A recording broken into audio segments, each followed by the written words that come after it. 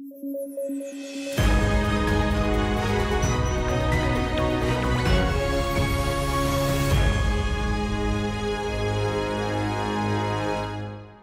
News at 9 programme में आपका स्वागत है। मैं हूं अमृत उपाध्याय।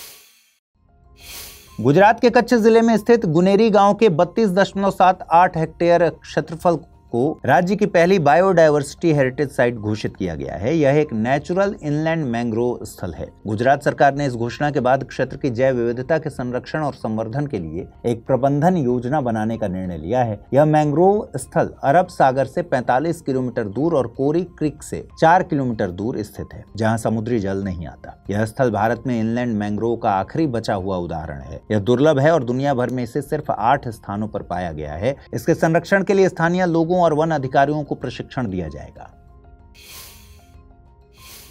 क्वींसलैंड विश्वविद्यालय के शोधकर्ताओं ने उत्तरी अमेरिका में पहली बार एक नए कैंप हिल वायरस की पहचान की है, जो हेनिपा वायरस परिवार से संबंधित है। यह वायरस छछूंदरों में पाया गया है। आपको बता दें, हेनिपा वायरस परिवार के वायरस जानवरों से इंसानों में फैल सकते हैं और यह गंभीर सांस के रोग और दिमागी संक्रमण का कारण बन सकते हैं। हेंड्रा और नीपा वायरस इस परिवार के प्रमुख वायरस हैं, जो उच्च मृत्यु दर के साथ कई प्रकोपों का कारण बने। इन सभी वायरस का इलाज लक्षणों के अनुसार ही किया जाता है। केंद्रीय वित्त मंत्री निर्मला सीतारमण ने राष्ट्रीय भूस्थानिक मिशन के लिए 100 करोड़ रुपए आवंटित किए। यह मिशन देश के भूस्थानिक ढांचे जैसे कि भूमि, शहरों और पर्यावरण से जुड़े डेटा को विकसित करेगा, जिससे जमीन के रिकॉर्ड आधुनिक होंगे, शहरी योजनाएं सटीक बनेंगी और बुनियादी ढांचे के प्रोजेक्ट्स डिजाइन होंगे। भूस्थानिक डेटा का उपयोग पृथ्वी की सतह पर किसी विशेष स्थान से जुड़ी जानकारी को प्रदान करने के लिए किया जाता है। इस मिशन से स्मार्ट शहरों के निर्माण में मदद मिलेगी और यह उपग्रह तकनीक के उपयोग को बढ़ावा देगा। यह योजना स्टार्टअप्स के लिए नए अवसर पैदा करेगी और राष्ट्रीय विकास में योगदान करेगी।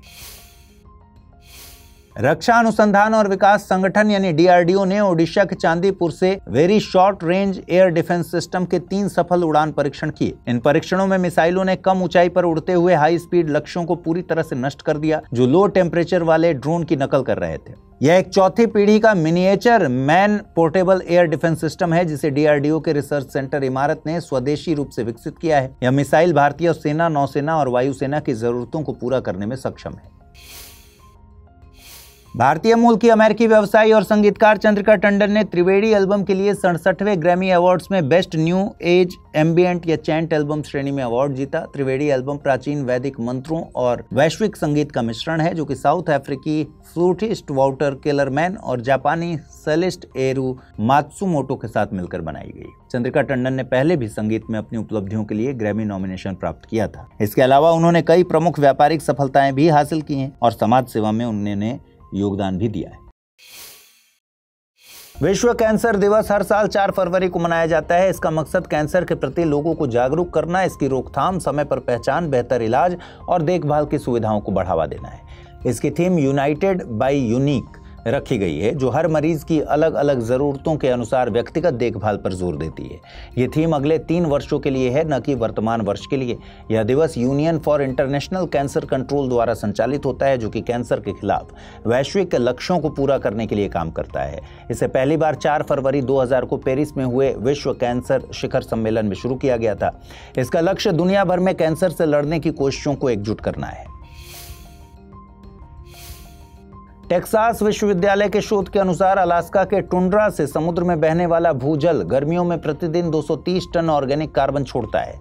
यह कार्बन वायुमंडल में जाकर जलवायु परिवर्तन और समुद्र के अम्लीकरण को बढ़ाता है।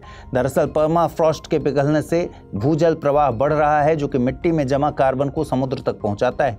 यह पहला अध्ययन है जिसने प्रत्यक्ष रूप से दिखाया कि भूजल से निकला ताजा पानी कार्बन ले जाता है। शोध में चेतावनी दी गई है कि जैसे जैसे पर्माफ्रॉस्ट पिघलेगा, भूजल के माध्यम से अधिक ग्रीन हाउस गैसें निकलेंगी, जो जलवायु परिवर्तन को बढ़ावा दे सकती हैं और आर्कटिक पारिस्थितिकी को भी प्रभावित कर सकती हैं। भारत ने बायोमेडिकल अनुसंधान और नवाचार में महत्वपूर्ण कदम बढ़ाते हुए पहले फेरेट रिसर्च फैसिलिटी का उद्घाटन किया है। यह सुविधा महामारी की तैयारी, वैक्सीन विकास और संक्रामक रोगों पर शोध में महत्वपूर्ण भूमिका निभाएगी। इसके अलावा गर्भिणी दृष्टि डेटा रिपोजिटरी को भी लॉन्च किया गया है, जिसमें 12,000 से अधिक गर्भवती महिलाओं, नवजातों और माताओं का स्वास्थ्य डेटा शामिल है। यह प्लेटफॉर्म मातृ और शिशु स्वास्थ्य में सुधार के लिए शोधकर्ताओं को महत्वपूर्ण संसाधन प्रदान करेगा। ये पहल भारत को बायोटेक और स्वास्थ्य के क्षेत्र में ग्लोबल लीडर बनाने में सहायता करेगी। भारत और मालदीव के बीच 13वां संयुक्त सैन्य अभ्यास एक्वेरिन शुरू हुआ। यहाँ एक्वेरिन का अर्थ है दोस्त। यह अभ्यास 15 फरवरी 2025 तक मालदीव में आयोजित होगा। अभ्यास भारतीय सेना और मालदीव राष्ट्रीय रक्षा बलों के बीच आयोजित होता है। इसका पहला संस्करण 2009 में आयोजित हुआ था। इसका मुख्य मकसद दोनों सेनाओं के बीच तालमेल को बढ़ाना, आपसी साझेदारी को मजबूत करना और आतंकवाद विरोधी संचालन के साथ मानवीय सहायता कार्यों में सहयोग करना है। यह अभ्यास भारत और मालदीव में बारी बारी से आयोजित होता है। केरल के मथिकेट्टन शोला राष्ट्रीय उद्यान में लंबे अंतराल के बाद गोल्डन हेडेड सिस्टिकोला नामक पक्षी पहली बार देखी गई। इसका वैज्ञानिक नाम सिस्टिकोला एक्सेलिस है। यह घास के मैदानों और पर्वतीय क्षेत्रों में रहती है। इसका नामकरण इसके प्रमुख सुनहरे नारंगी रंग के सिर से हुआ है, जो इसे अन्य सिस्टिकोला प्रजातियों से अलग करता है। यह पक्षी मुख्यतः कीटों, छोटे जीवों और बीजों का सेवन करती है। भारत में यह कर्नाटक, तमिलनाडु और केरल में पाई जाती है। इस पक्षी को IUCN की लीस्ट कंसर्न श्रेणी में सूचीबद्ध किया गया है।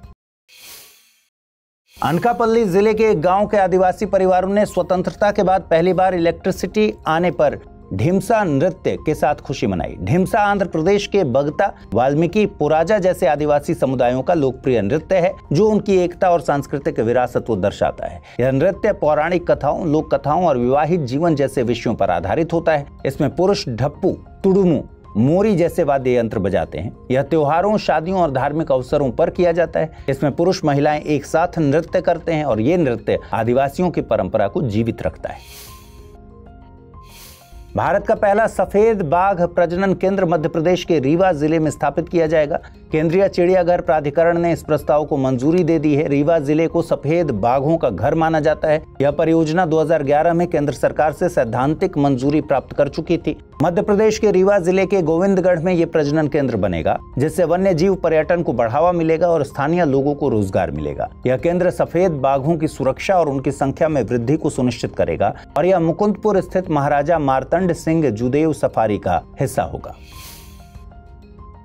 केंद्रीय गृह मंत्रालय ने राज्य सरकारों को भारत के राज्य चिन्ह के गलत उपयोग और अधूरे चित्रण को रोकने के लिए कहा है। मंत्रालय ने जोर देकर कहा कि लायन कैपिटल लोगो तब तक अधूरा है जब तक उसके नीचे देवनागरी लिपि में आदर्श वाक्य सत्यमेव जयते न लिखा हो। यह चिन्ह सरकारी दस्तावेजों, वाहनों, इमारतों आदि पर अक्सर गलत तरीके से प्रदर्शित किया जाता है, जो 2005 के राज्य चिन्ह गलत उपयोग पर प्रतिबंध अधिनियम का उल्लंघन है।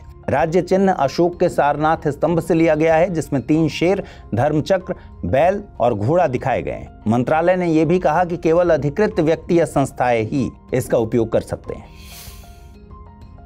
Institute of nano science and technology Mohali के शोधकर्ताओं ने रूमेटाइड आर्थराइटिस के इलाज के लिए एक नई स्वचालित दवा वितरण प्रणाली विकसित की है। यह प्रणाली सूजन वाले ज्वाइंट्स में सीधे काम करती है और दवा केवल जरूरत पड़ने पर रिलीज करती है, जिससे साइड इफेक्ट कम होते हैं। इसमें मेथोट्रेक्सेट नामक दवा से भरे माइक्रोस्फेयर का उपयोग किया जाता है, जो सूजन को पहचान कर दवा को रिलीज करते हैं। पशुओं पर किए गए अध्ययनों में ये ज्वाइंट्स की सूजन और क्षति को कम करने में सफल रहा। यह तकनीक अन्य सूजन संबंधी बीमारियों के इलाज में भी मददगार साबित हो सकती है। रूमेटाइड आर्थराइटिस एक गंभीर ऑटो इम्यून बीमारी है, जिसमें शरीर की प्रतिरक्षा प्रणाली गलती से ज्वाइंट्स के टिश्यू पर हमला कर देती है। इससे जोड़ों में दर्द, सूजन, अकड़न और समय के साथ हड्डियों को नुकसान होने लगता है। दुबई 12 से 13 अप्रैल 2025 को global justice, love and peace summit की मेजबानी करने जा रहा है। यह वैश्विक peace summit Dubai exhibition centre में आयोजित होगी। इस आयोजन की theme one planet one voice पर केंद्रित होगी। इसमें 28 पुरस्कार दिए जाएंगे, जैसे चैंपियन जज ऑफ जजेस और ग्लोबल नॉन वायलेंस अवार्ड इत्यादि। इसके साथ ही I am peacekeeper movement launch किया जाएगा, जिसका लक्ष्य सितंबर 2025 तक 10 लाख शांति दूतों को जोड़कर वैश्विक शांति के लिए काम करना है। दुबई को इसकी सहिष्णुता नीतियों और 2025 ईयर ऑफ कम्युनिटी के विजन के चलते चुना गया है। यह समिट अब हर साल दुबई में आयोजित होगी।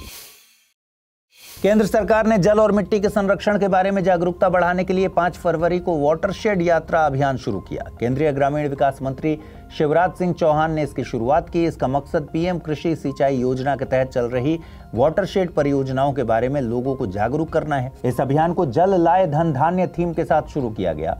इसमें 26 राज्यों और 2 केंद्र शासित प्रदेशों की 6673 ग्राम पंचायतों में 60 से 90 दिनों तक विशेष वैन चलाई जाएंगी। यह यात्रा किसानों को पानी बचाने, मिट्टी की उपजाऊ शक्ति को बढ़ाने और पर्यावरण संरक्षण के तरीके सिखाएगी।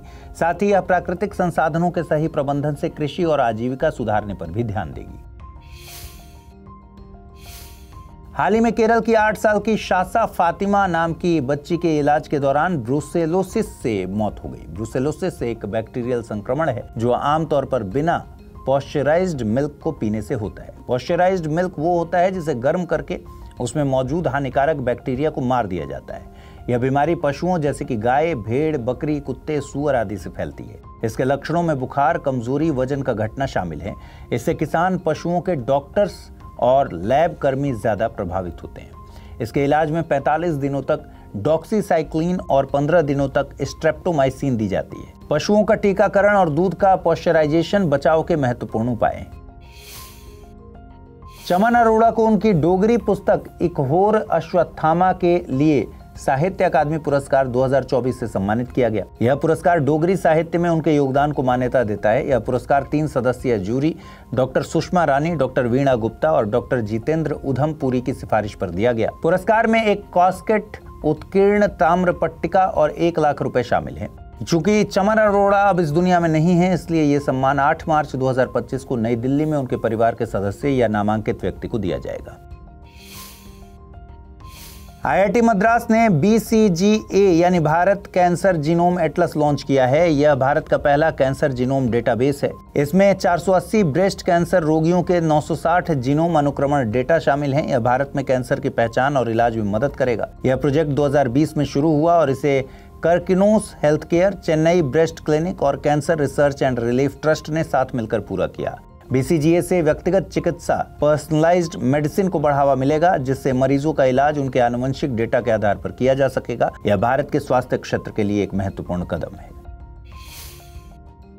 रहीम अल हुसैनी को 5 फरवरी 2025 को इस्माइली मुसलमानों के नए आगा खान के रूप में नामित किया गया। वे 53 वर्ष के हैं और उन्हें उनके पिता आगा खान 4 की वसीयत के अनुसार आगा खान 5 घोषित किया गया है। उनके पिता ने दुनिया भर में इस्लामी संस्कृति और विकास को बढ़ावा दिया। आगा खान को इस्माइली मुसलमानों का आध्यात्मिक नेता माना जाता है और उन्हें पैगंबर मोहम्मद के वंशज के तौर पर जाना जाता है। रहीम अल हुसैनी की बात करें तो उन्होंने अमेरिका में पढ़ाई की है और आगा खान डेवलपमेंट नेटवर्क के विभिन्न संगठनों में काम किया है। यह संगठन स्वास्थ्य, शिक्षा और ग्रामीण विकास जैसे मुद्दों पर काम करता है। रहीम को पर्यावरण संरक्षण में विशेष रुचि है। केंद्रीय स्वास्थ्य और परिवार कल्याण राज्य मंत्री अनुप्रिया पटेल ने नई दिल्ली में 15वीं विश्व फार्माकोपिया अंतर्राष्ट्रीय बैठक का उद्घाटन किया। इस बैठक का आयोजन भारतीय फार्माकोपिया आयोग और विश्व स्वास्थ्य संगठन के सहयोग से किया गया। बैठक में वैश्विक फार्माकोपिया लीडर्स, नियामक अधिकारियों और उद्योग प्रतिनिधियों ने दवा मानकों पर चर्चा की और विश्व की फार्मेसी के रूप में भारत की भूमिका और उच्च गुणवत्ता वाली दवाओं की पहुंच सुनिश्चित करने पर जोर दिया। आपको बता दें कि विश्व फार्माकोपिया की पहली अंतर्राष्ट्रीय बैठक 2012 में जिनेवा, स्विट्जरलैंड में आयोजित की गई। अमेरिका के राष्ट्रपति डोनाल्ड ट्रंप कई तरह के टैरिफ लगाने के चलते वैश्विक चर्चा में हैं, जिससे बेगर दाई नेबर शब्द चर्चा में आ गई। बेगर दाई नेबर नीति एक संरक्षणवादी कदम है जो कि एक देश को फायदा पहुंचाने के लिए दूसरे देशों को नुकसान पहुंचाती। इसमें आयात पर टैरिफ लगाना, मुद्रा का अवमूल्यन करके निर्यात बढ़ाना जैसे कदम शामिल होते हैं।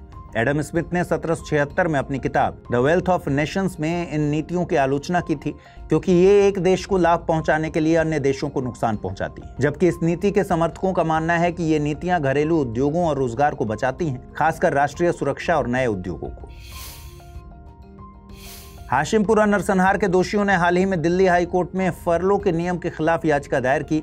फरलो और पैरोल दोनों जेल नियमों के तहत अस्थायी रिहाई हैं। फरलो, इसमें सजा जारी रहती है, लेकिन आरोपी को निश्चित समय के लिए रिहा किया जाता है। यह लंबी सजा में दी जाती है ताकि कैदी सामाजिक और पारिवारिक रिश्ते बनाए रख सके। पैरोल, इसमें सजा निलंबित होती है और यह सामान्यतः तात्कालिक कारणों जैसे कि बीमारी या फसल की बुआई या किसी महत्वपूर्ण पारिवारिक घटना आदि के लिए दी जाती है। जब कैदी को पैरोल दी जाती है तो उसकी सजा का समय कम नहीं होता। पैरोल संभागीय आयुक्त द्वारा दी जाती है, जबकि फरलो जेल के उप महानिरीक्षक द्वारा दी जाती है। पैरोल के लिए एक विशेष कारण की आवश्यकता होती है, जबकि फरलो का मतलब कारावास की मोनोटोनी या नीरसता को तोड़ना होता है। इसके लिए किसी विशिष्ट कारण की आवश्यकता नहीं होती।